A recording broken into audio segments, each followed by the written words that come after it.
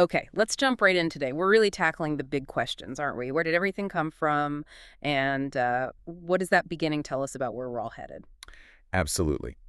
The aim here is to lay out some clear foundational truths Ah. about how the world was actually made and why that matters profoundly for, well, for everyone listening. Right. So starting at the origin point seems logical. Science, philosophy, they both bump up against this. We understand the universe had a beginning.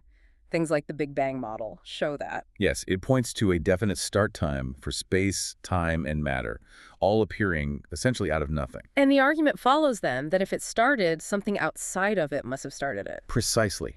Something not bound by time or space, not material itself. It has to be, by definition, eternal, incredibly powerful, and crucially intelligent, able to structure reality. Okay, power and intelligence, I follow that. But the insistence on intentional design, why couldn't it just be a complex but ultimately random event? Because the universe isn't just complex, it's exquisitely fine-tuned. I mean, the fundamental constants, things like gravity, electromagnetism, Yeah.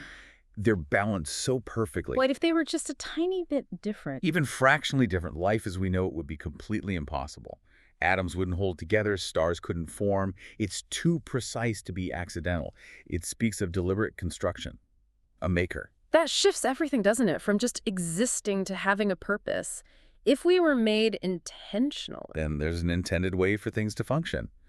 And look at humanity across every culture, you find this innate sense of a moral law. Justice, love, right, wrong. It's universal. It feels baked in. It does. And that points strongly towards a moral lawgiver. It suggests we're made in that maker's image, designed for relationship, not just some evolutionary outcome. But clearly that relationship isn't perfect now. There was a break. A fundamental break. A rebellion, you could say, often called the fall, choosing independence over connection with the maker. And yet the narrative shows immense patience right after that. You mentioned, how long was it between that initial break and the first big judgment, the flood? 16 centuries.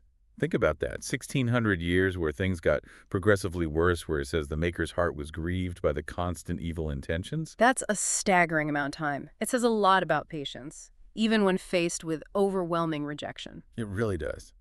Divine justice isn't rash. It waits. But it isn't infinitely delayed either. Which brings us to a really critical point for today. Jesus himself said the end of this age will be exactly like the days of Noah.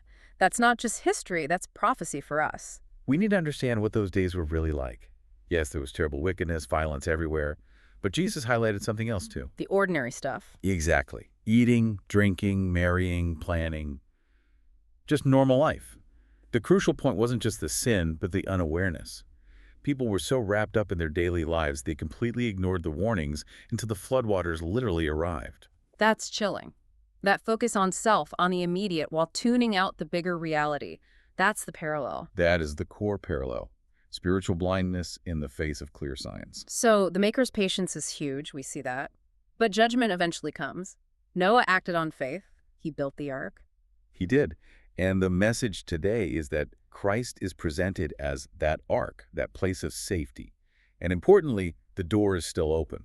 For now. But not forever. Jesus' warning about Noah's time wasn't just a story. No, it wasn't metaphorical. Mm-hmm. It confirms a real severe consequence. Just like Noah's Ark door eventually shut, sealing the fate of those outside, there comes a point when the chance to respond runs out. No second chances after that final moment. It makes you think, doesn't it? We're living in this extended period of grace. If God waited 16 centuries before the flood, what does it say about his mercy that he's waited this long now? This time we have is a genuine gift. And Christ is presented as the absolute fulfillment of all these threads, the only path to restoration. The truth is clear, the warning is clear, and the opportunity to respond is right now. But that opportunity won't last indefinitely.